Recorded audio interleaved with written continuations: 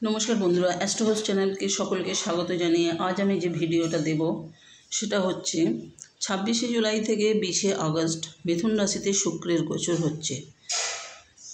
তো মিথুন রাশিতে দুই গ্রহর জ্যোতি ঘটছে। এক হচ্ছে মিথুন রাশিতে তো গুরু বৃহস্পতি তো অবস্থান করছেই, সেই সঙ্গে 26 তারিখেও অবস্থান করে যাচ্ছে শুক্রদেব। তো দুই গুরুর জ্যোতি, একজন হচ্ছে দেবতাদের গুরু, অন্যজন হচ্ছে অসুরদের গুরু। দুই গুরুর অবস্থানে মকরের মানুষদের ওপর কেমন প্রভাব পড়বে, তাদের জ্ঞান বৃদ্ধি, কর্ম বলুন, অর্থ বলুন, কতটা তারা বৃদ্ধি পাবে সেটা বিষয়ে আমি আলোচনা করব।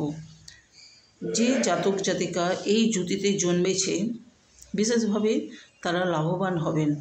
দেখে নেবেন আপনার জন্মছকে এই জ্যোতি 6th হাউস, 8th হাউস এবং 12th হাউসে বসছে কিনা।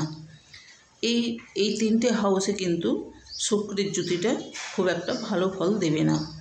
এবং মকরের মানুষদের মিথুন রাশি হচ্ছে 6th হাউস, আর এই 6th হাউসেই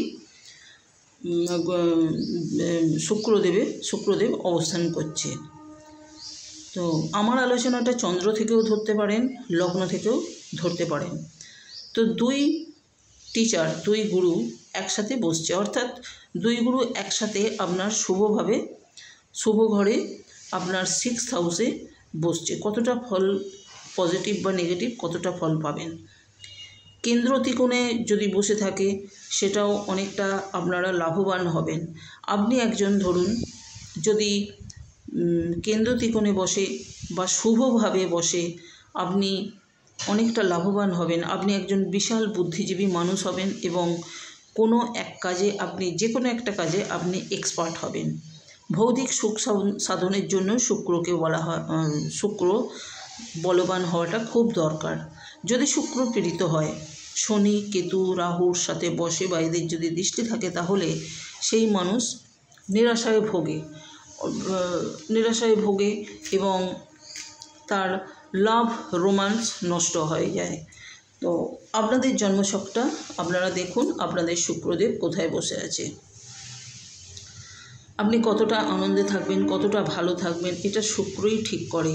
শুক্র জন্মছকে নেগেটিভ থাকলে আপনি ফ্যামিলি থেকে ভ্যালু পাবেন না, প্রতিবেশী থেকেও ভ্যালু আপনি পাবেন না, প্রতিবেশী বা বন্ধুবান্ধব থেকেও আপনার ধিক্কার আসবে, আপনার লাইফ পার্টনারের সাথে আপনার অ্যাডজাস্ট হবে না, রিলেটিভদের সাথে অ্যাডজাস্ট হবে না, মনোমালিন্য চলবে। আপনি যত কামাই করুন না কেন, যত অর্থ উপার্জন করুন না কেন, সেটা খরচা করার বা সেইটা ইচ্ছামতো হ্যান্ডেল করার অধিকার আপনার থাকবে না। শুক্রের যে জ্যোতি মকরের 6th হাউসেই হচ্ছে। তো 6th হাউস রোগ ঋণ রিপুর ঘর। মকর রাশি বা লগ্নের মানুষদের শুক্র রাজ্যকারক গ্রহ, কিন্তু রাজ্যকারক গ্রহ 6th হাউসে প্রবেশ করে শুক্র গ্রহ ফেঁসে গেছে। দুই গুরু খুব ভালো ফল দিতে পারবে না। দুই গুরুর মধ্যে সম্পর্কও ভালো নয়। গুরু বৃহস্পতি যখন একা ছিল তো ঠিক ছিল, আর এক গুরু এসে যাওয়ায় এবার কম্পিটিশান হবে। মাঝখান থেকে কি হবে, আপনার আমার মতন মানুষেরা এর ফলটা আমরা ভোগ করব। ছোট একটা উদাহরণ দিই। ধরুন আপনি কিছু সমস্যায় পড়েছেন, সেটা সলভ করার জন্য আপনি ধরুন কোনো একটা টিচারের কাছে গেছেন, কোনো এক টিচারের আপনারই নিজের টিচারের কাছে গেছেন। আপনি সেই টিচারের কাছে যখন গেলেন, গিয়ে দেখলেন সেখানে আরেক টিচার বসে আছে। তো আপনি যখন আপনার সলভের কথা বলছেন, আপনার সমস্যার কথাটা বলছেন, তখন যে টিচারের কাছে আপনি প্রথমে গেলেন, তিনি সেই সলভটা তো মেটালেন, উনি বললেন এই ব্যাপারে এই করো, এবং দ্বিতীয় যে টিচার বসেছিলেন তিনি সেইটাকে খণ্ডন করে দিলেন, বললেন না ওটা করলে হবে না, এটা করলে হবে। ওনার বক্তব্যটা পেশ করলেন। তো প্রথম টিচার বললেন যে ওটা করলে হবে, আমি যেটা বলছি এটাই করো। তো এই দুই টিচারের মধ্যে একটা খণ্ড লেগে যাচ্ছে। তো এই সমস্যা আপনার মিটছে না। আপনার বক্তব্যটা উনি বললে সে খণ্ডন করছে, বললে উনি খণ্ডন করছে। তো দুই টিচারের মধ্যে একটা কম্পিটিশন শুরু হলো। মাঝখান থেকে আপনি কি করবেন? আপনাকে খুব তখন কি করতে হবে, সতর্কভাবে পা ফেলতে হবে, প্রতিটা ক্ষেত্রে সজাগ থাকতে হবে। তো এখানে যে 2 টিচার ছিল, 2 গুরু যেমন শত্রু, এখানে 2 টিচারও নিজেদের মধ্যে বোঝাতে চাইছে যে আমার বক্তব্যটা নিতে পারলে খুব ভালো হয়। এখানেও দুজনের মধ্যে একটা কম্পিটিশান চলছে। তো 6th হাউসে আপনার যেহেতু এখানে 2 গুরু বসে আছে, আপনাকে অনেক সজাগ থাকতে হবে, অনেক সতর্কভাবে পা ফেলতে হবে প্রতিটা ক্ষেত্রে, কর্মক্ষেত্র, ব্যবসা ক্ষেত্র, পড়াশোনার জায়গাটা, যেখানে যে যা করছেন সব জায়গাটায় আপনাদের সতর্কভাবে থাকতে হবে।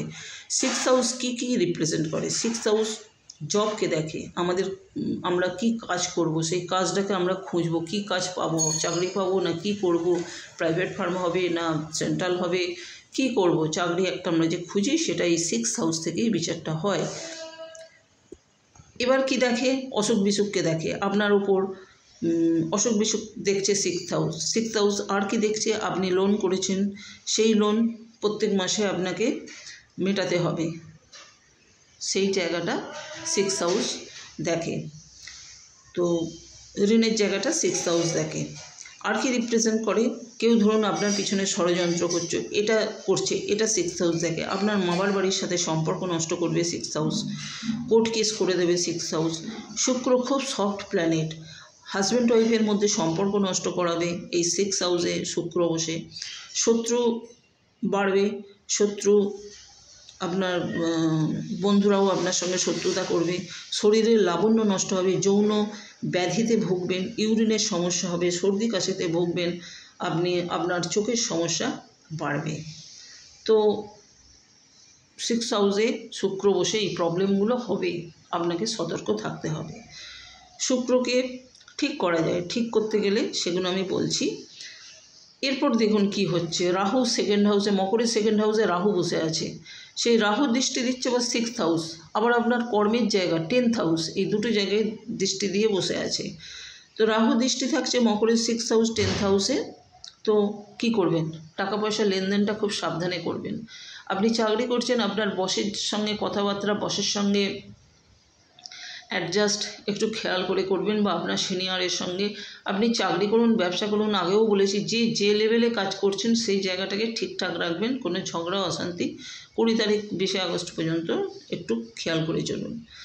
মদ্যপান এই সময় বাড়াবাড়ি পর্যায়ে পৌঁছবে, যারা মদ্যপান করে থাকেন সেই জায়গাটা মেনটেন করে চলবেন। বাইরের খাবার খুব মেনটেন করবেন, মকরের মানুষদের পেটের অবস্থা ভালো থাকে না। বন্ধুদের সঙ্গে ওঠা বসাটা কম করবেন। কি করবেন দেখুন, শুক্রকে ঠিক করতে গেলে নিজের বাড়ির আশপাশটা পরিষ্কার রাখবেন এবং নিজের বাড়ির ভিতরটাও পরিষ্কার রাখবেন। আপনি যে রুমে শোন, বেডরুমটা খুব পরিষ্কার পরিচ্ছন্ন থাকবে, বিছানা ঘরদোর যেন টিপটপ থাকে। আর সব সময় আপনি স্প্রে করবেন। কি স্প্রে করবেন? রোজ, গোলাপের পারফিউম, গোলাপ সেন্ট স্প্রে করবেন। এটা কিন্তু অবশ্যই দরকার। নিজেকে পরিষ্কার রাখবেন। আপনি যদি পুরুষ হন, গোঁফ, দাড়ি, চুল, আপনার জামা কাপড়, আপনার জুতো, আপনি চলবেন একদম স্টাইলভাবে, ফ্রেশভাবে চলবেন। হাঁটা চলার মধ্যে যেন একটা পরিষ্কার পরিচ্ছন্ন থাকে। অনেকে দেখবেন হাঁটে পা ঘষে ঘষে, আওয়াজ হয়, বিচ্ছিরি ব্যাপার। এই জিনিসগুলো যেন না হয়, এগুলো শুক্র দেখে। আর যদি মহিলা হন, আপনি যদি বিবাহিত হন, সিঁদুর থাকবে, কপালে টিপ থাকবে, পায়ে যেন পায়েল অবশ্যই থাকে। শুক্র খুব ভালো ফল দেবে।